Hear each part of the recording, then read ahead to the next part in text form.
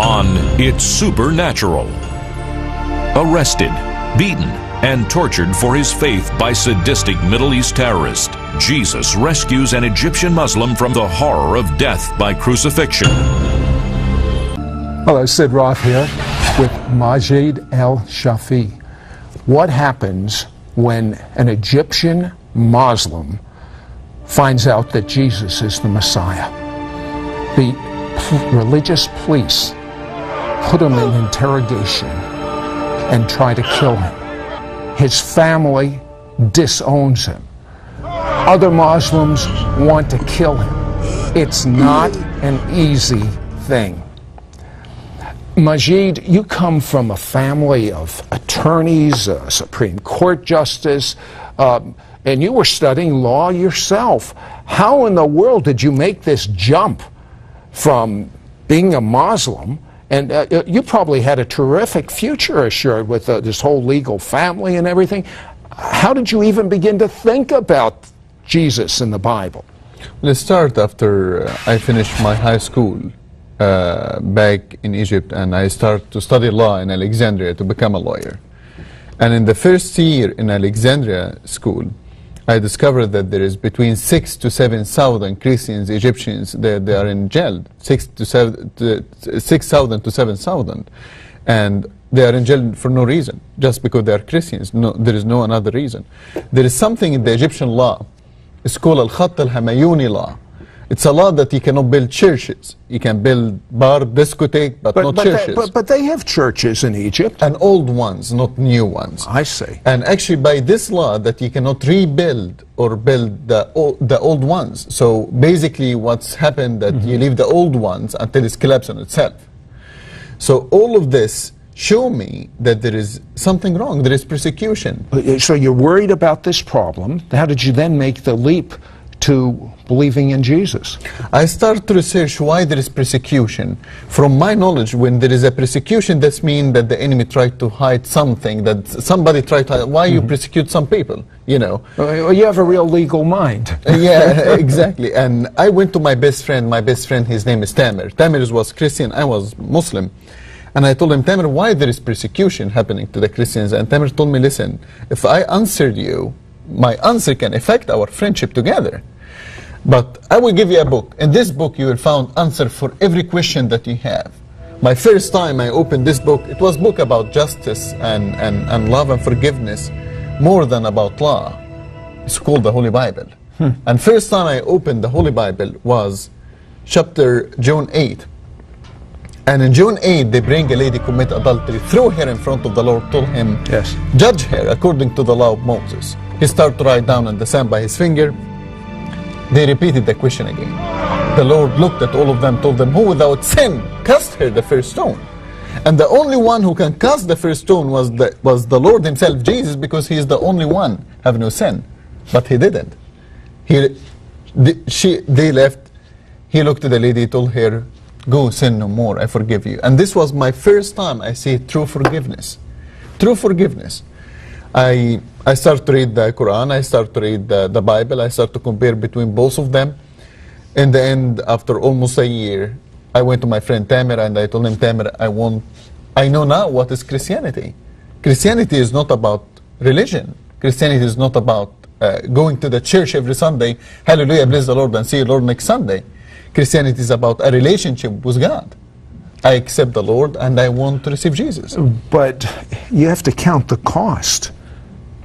How could you do that? Your heritage, your family, your career. Nothing of that equal anything if you know that your soul in the end will end in hell. Okay, you started an organization to help the Christians in prison and the rights for Christians. Yes. And how large did the organization become in Egypt? Well, we started by 7 members, and after that we ended in 2 years 24,000. 24,000? In one church. Then he writes a book about what he believes, and he gets arrested. What happened when you got arrested? August 15, 1998. 1:30 in the morning, I heard knock on my door. I went to open the door. An officer asked for a name. I told him, a gentleman asked for a name. I told him nobody here by this name. 2 minutes later, 5 five soldiers, two officers, they came, they broke the door, they took me from inside. They put me in the police station. It's called the Zogli police station. It's behind the Egyptian parliament. They told me, we know who you are. We know about the book that you wrote, the organization that you built. One thing we don't know, that who is the rest of your group. I told them, I don't know which group, I don't know which organization. And if you know everything about me, why are you asking me? They told me, you want to play tough? We can play tough together. I told them, tough is my middle name. You have no idea. They took me next day to Abu Zabal jail. Abu Zabal jail, known in the Middle East to hell on earth. And Abu Zabal jail, let me just tell you a few information about the persecution system in the Middle East. As the people listening to us now, they have no knowledge about what's happening. And first, they change your name in the official paper. So if your family or any human rights organization ask about you, you are not exist. Really? In the official papers. The officers that they are torturing you, they're always wearing masks. You cannot see their faces. They always call each other by numbers, not by names. And every day was different, the level of torture. So if you stay, day number one, they take this level of torture. If you didn't speak, they take you to higher level. I spent there 7 days. For me, like 700 years. Hold that thought. They end up crucifying him. I'm not kidding. Don't go away. Be right back. Hello, Sid Roth here with Majed El Shafie. Now, Majed, you said they arrested you because you're living in Egypt. You are Muslim. You're a law student. You start an organization for Egyptians that believe in Jesus. There's all sorts of persecution going on. You write a book. They haul you in. They want the names of the other Christians associated with you. You refuse to tell them. And then, did you know that the torture would be as bad as it was, or did you not know this? Christians is like bag of tea. You don't know how strong they are until you throw them in hot water. So I didn't know, but I expected something like that. Okay, each day they got progressively worse, and is it true that they told you what they were going to do the next day so you would think about it? Yeah, basically. It's a mental thing as well as physical. It's a mental warfare, of course. Day number one, they shaved the hair of my head, they put my head in cold and hot water. When I say cold water, it's a frozen water almost. And when I say hot water, there is smoke coming out of it. And they put your head 1 minute here, 1 minute there. After that, they took me back to my cell. They told me, you tell us the name of your friends. I told them, to be honest with you, I didn't take shower for a long time and I enjoy the cold and hot water. You got chutzpah, that's a Hebrew word, nerve. And I look handsome without hair. And seriously, if you see, I kept the style a little bit. The more that you smile, the more that you show them no fear, they lose their control. Day number two, they carry me, they put me upside down. Half of my body was on the ground, the another half was hanging. They burned me by 3 cigarettes, they slashed my back. They beat me by every way possible. In the day number two, the only thing that I can really remember in day number two was the taste and the smell of my blood. They took me back to my cell. They told me, tell us the name of your friends. I told them no. And they told me, do you know what will be your punishment when tomorrow, if you didn't tell us, you're tortured tomorrow? I told them no. They told me that we release 3 dogs to attack you. The 3 dogs trained to attack human beings, to eat flesh. And they close the door. If you are in my place, what do you do? They put the dogs in the cell and then lock the door with you in there? No, they was telling me the day before. Yes. We are still day number 2. No, I understand. Yeah. Okay. And so they opened the door. Day number 3, if you are in my place, what do you do? I just prayed to the Lord and I told him, Lord, just take me home. Basically, just, kill me before tomorrow morning. That would have to be a horrible death, to have these attack dogs. And I was scared because I was afraid that under heavy torture I can mention the name of my friends. I'm still flesh and blood. Day number 3, they open the door. My cell is dark. The corridor, the light in the corridor is red light. They open the door. You can see the shadow. The 3 dogs getting closer and closer, and you can hear their noise, their voice, the feet. And I went and I sat down in the corner, and I waited for pain and agony, and I covered my face by my own hand. And The dogs get closer and closer and closer, and suddenly I couldn't hear the noise. I couldn't hear their voices. I took my hand away from my face to see what's happened. The 3 dogs sitting around me, none of them attacked. Soldiers and officers start to kick the dogs to attack. Yes, of course. You see, these dogs train to listen to their master, but there is no higher master than Jesus Christ. Long story short. They took the set of the 3 dogs, and I can hear the soldier telling them maybe they're sick. Bring me another set of 3 dogs. They bring another set of 3 dogs. The another set of 3 dogs sit in the same position, but the middle one took a step forward, and he licked my face. Well, what did the guards think about that? The guards didn't know what's happened. They took the 3 dogs. They closed the door. All of them, they was talking about miracle. They didn't know what is miracle. And but they was talking about what is miracle, and they're talking it's miracle. And they took the 3 dogs. They left. Day number 4, officer number 27, big huge man, strong man. He came. He opened the door. He told me, "Listen, I'm not afraid from you." I told him, "I know that you're not afraid from me. I am the one who's supposed to be afraid from you. You're the one that's torturing me." Do you have chutzpah? He told me, "Listen, I'm here to make with you a deal." I told him, "I'm listening." He told me, "You tell me the name of your friends, I will release you. Whatever you like, I will give you. You want a big house? I give you a big house. You want a brand new car? I give you a brand new car. You want beautiful ladies? I give you beautiful ladies. Whatever you want, I give you." I told him, "I like it. I will take the deal. But first, I didn't eat for 3 days. Go bring me food, and after that, we'll talk together." He told me, "Whatever you like to eat." I told him, "Shish kebab." And trust me, shish kebab is much better than McDonald's. But anyway, so he went, he bring the best shish kebab. I sat down, I ate. He told me, "Now you tell me the guys who work with you." I told him, "Listen, our group is a big, huge group. Of course. I cannot give you all their names. I cannot remember all of them. But I will give you the name of our leader. You can catch him, and he can tell you exactly the rest of our groups." He told me the leader. I thought that you are the leader. I told him, "No, sir, I'm just a servant."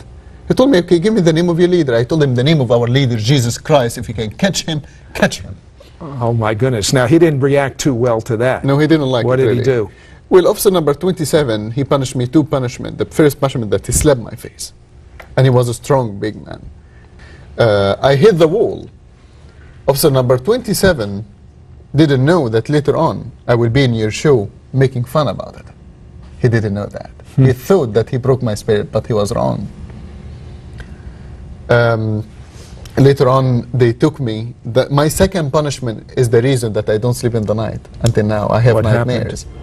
They took me to another dark room, and they had a piece of wood and cross shade. They took off my clothes, and they crucified me for 2 days and a half. Not nailed. No You nail. were They tied your hand. You tied your hand, your neck, your waist, your arms, your feet, your legs. And in the end of the 2 days and a half, they bring an Egyptian knife, it's called mangle, and they make cut to the back of my left shoulder, and they put lemon and salt on the open wounds. How much can one human take? And one human with God or without God? That's the question. I'll tell you what, hold that thought. We'll be right back, because they could not break him. And what do you think about these attack dogs not attacking him? Sounds like Daniel in the lion's den. Be right back after this word. Hello, Sid Roth here with Majed, and I don't know about you, but how can a human take what he went through? So they did succeed. They didn't break him, but they sure broke his body, and they take him to a hospital, if you could call it such a thing as a hospital, and he is so thirsty. They don't expect him to ever walk out of that hospital alive. He's so thirsty. What happened, Majed?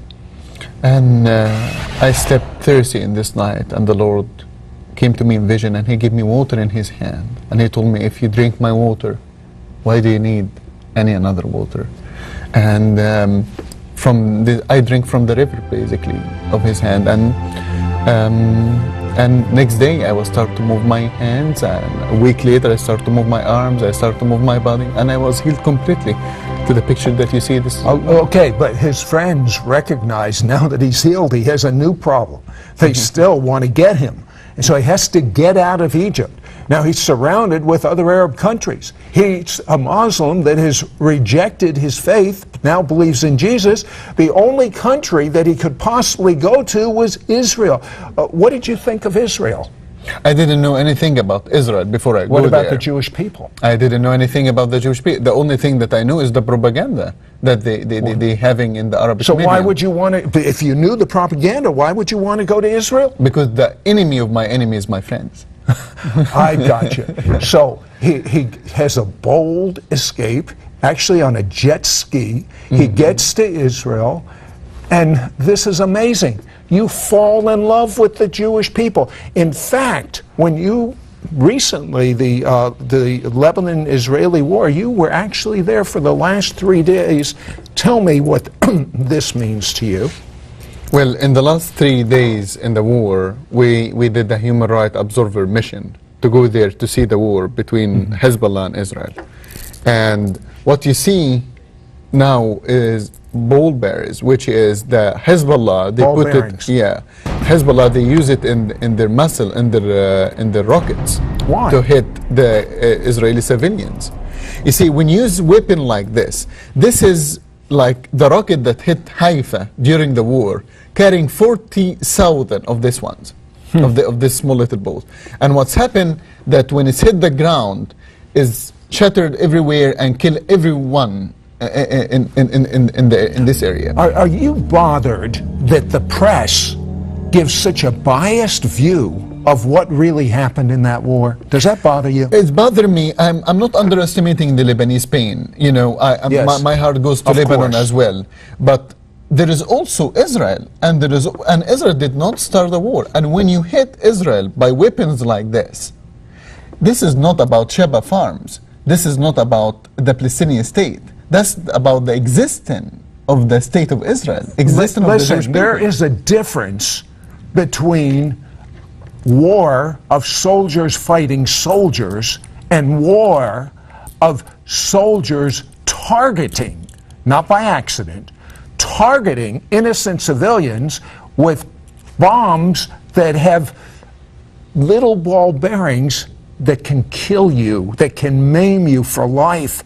There is something so savage about this. I want you to see some clips from the video that Majed did.